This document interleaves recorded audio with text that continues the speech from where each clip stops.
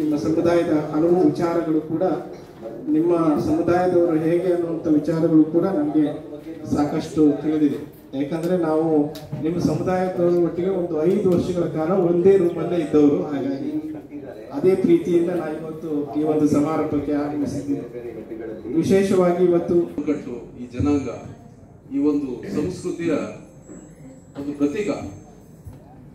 ಆ ಸಂಸ್ಕೃತಿಯನ್ನ, ಆ ಭಾಷೆಯನ್ನ, ಆ ಜನಾಂಗವನ್ನ ರೆಪ್ರೆಸೆಂಟ್ ಮಾಡತಕ್ಕಂಥ ಅವ್ರು ಇಲ್ಲದೇ ಇದ್ರು ಕೂಡ ಈಗಿನ ಒಂದು ಪರಿಸ್ಥಿತಿಯಲ್ಲಿ ಸೇವಾಬಾಯಿ ಅವರು ರೆಪ್ರೆಸೆಂಟ್ ಮಾಡ್ತಾ ಇದ್ದಾರೆ.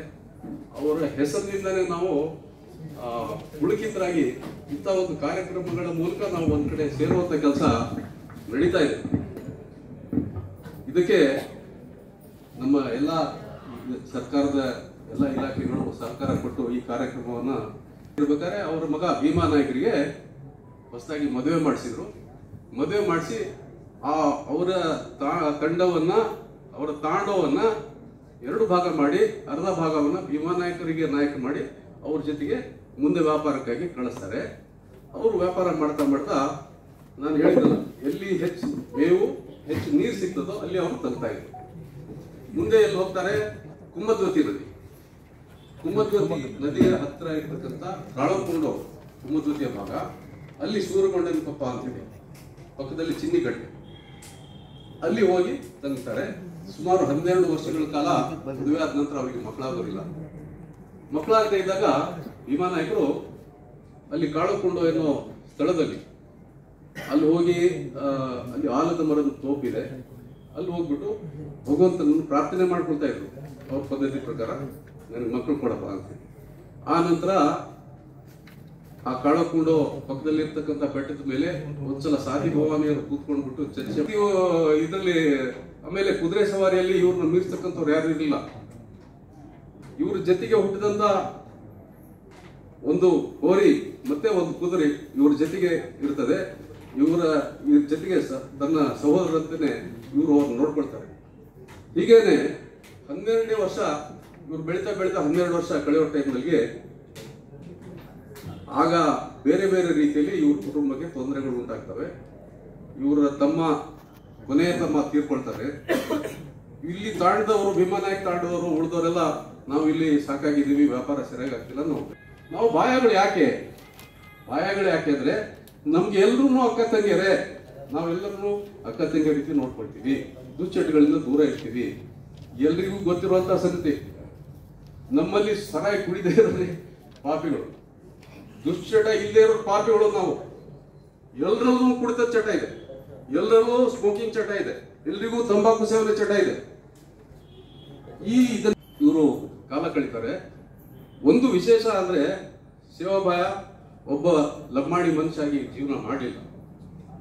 ಇವರು ದಾರಿಯಲ್ಲಿ ಹೋಗ್ಬೇಕಾದ್ರೆ ಯಾರ್ಯಾರು ದೀನ ದಲಿತರು, ಬಡವರು, ಕಷ್ಟದಲ್ಲಿರೋರು ಯಾರೇ ಕಂಡ್ರು ಅವ್ರಿಗೆ ಸಹಾಯ ಮಾಡ್ತಾ ಇದ್ರು. ಅಗತ್ಯ ಬಿದ್ದರೆ ಅವ್ರನ್ನ ಜೊತೆಗೆ ತಗೊಂಡು ಹೋಗ್ತಾ ಇದ್ರು.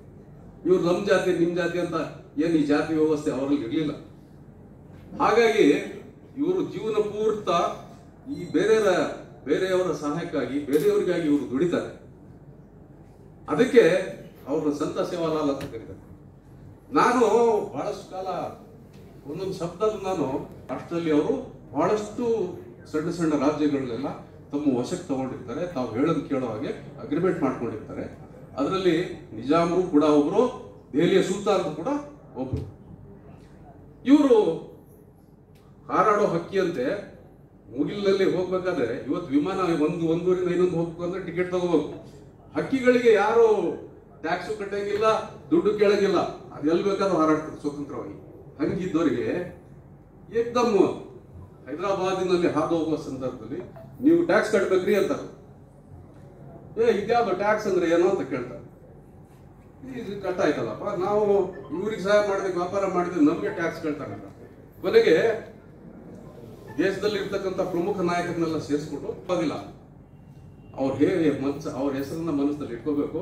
ಅವ್ರು ಯಾವ ರೀತಿ ಬೇರೆಯವರಿಗೆ ಸಹಾಯ ಮಾಡಲು ಅವ್ರ ಜೀವನ ಸವಿಸಿದ್ರೋ ಅದೇ ರೀತಿ ನಾವು ಕೂಡ ನಮ್ಮ ಜೀವನದ ಜೊತೆಗೆ ಬೇರೆಯವ್ರಿಗೆ ದೀನ ದುರ್ಬಲರಿಗೆ ಸಹಾಯ ಮಾಡ್ತಕ್ಕಂಥ ಒಂದು ಕೆಲಸವನ್ನು ಮಾಡ್ರಿ, ದುಶ್ಚಟಗಳಿಂದ ದೂರ ಇರ್ರಿ. ಇವರು ಬಹಳ ಪ್ರಮುಖವಾಗಿ ತತ್ವಜ್ಞಾನಿಯಾಗಿದ್ರು. ಇವರಿಗೆ ಭವಿಷ್ಯದ ವಿಚಾರಗಳು ತಿಳಿತಾ ಇತ್ತು ಅಂತ ಹೇಳ್ತಾರೆ. ಮುಂದೆ ಏನಾಗುತ್ತೆ ಅನ್ನೋದನ್ನ ಈಗಲೇ ಹೇಳ್ತಕ್ಕಂಥ ಪ್ರಿಡಿಕ್ಟ್ ಮಾಡ್ತಕ್ಕಂಥ ಶಕ್ತಿ ಅವ್ರಿಗಿತ್ತು ಅಂತ.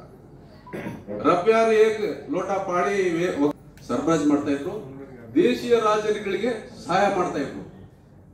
ನಮ್ಮ ದೇಶದ 1,000 ರಾಜರುಗಳು ಒಬ್ರಿಗೊಬ್ರಿಗೆ ಎಷ್ಟೇ ಹೊಡೆದಾಡ್ಕೊಂಡ್ರು, ಇಲ್ಲ ಅವನ ರಾಜ ಆಗ್ತಾನೆ ಇವನ್ ರಾಜ ಆಗ್ತಾನೆ, ನಮ್ ದೇಶ ಬಿಟ್ಟು ಹೋಗ್ತಿರ್ಲಿಲ್ಲ.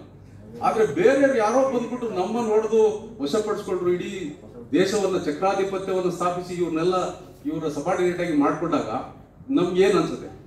ಯಾರೇ ಇರಲಿ ಇವ್ರಿಗೂ ಹಾಗೆ ಅನಿಸ್ತದೆ. ಇದು ಏನೇ ಇದ್ರು ನಮ್ಮ ದೇಶ, ಈ ಬ್ರಿಟಿಷ್ನವ್ರು ಕೆಂಪು ಮೂತಿಯವ್ರು ಬಂದು ನಮ್ಮನ್ನು ಇದು ಮಾಡ್ತಿದ್ದಾರೆ, ಇವ್ರು ಎಲ್ಲೆಲ್ಲಿ ಹೋಗ್ತಾರೋ ಇವರು ಸ್ಪೈ ಕೆಲಸ ಮಾಡ್ತಾ ಇದ್ರು ನಮ್ಮವರು.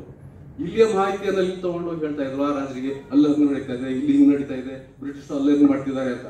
ಇದನ್ನೆಲ್ಲ ನೋಡ್ಬಿಟ್ಟು ಒಂದು ಮೊದಲನೇದಾಗಿ ಇವರು ವ್ಯಾಪಾರ ನಿಲ್ಲಿಸ್ತಾ ಇದ್ರೆ ನಮ್ಮ ವ್ಯಾಪಾರ ಉಳಿಯೋದಿಲ್ಲ ಅಂತ ಬ್ರಿಟಿಷ್ಗೆ, ಇದು ಕೂಡ ಯುದ್ಧದಲ್ಲಿ ಕೂಡ ಇವರು ಸಹಾಯ ಮಾಡ್ತಿದ್ದಾರೆ, ಇವ್ರನ್ನ ಸದೆ ಬಡಿಬೇಕು ಅಂತ ಹೇಳಿ 1793ರಲ್ಲಿ ಇವರು ರೆಗ್ಯುಲೇಷನ್ 26 ಅಂತಕ್ಕಂಥ ಒಂದು ಆಕ್ಟ್ ಅನ್ನ ಜಾರಿಗೆ ತಂದರು.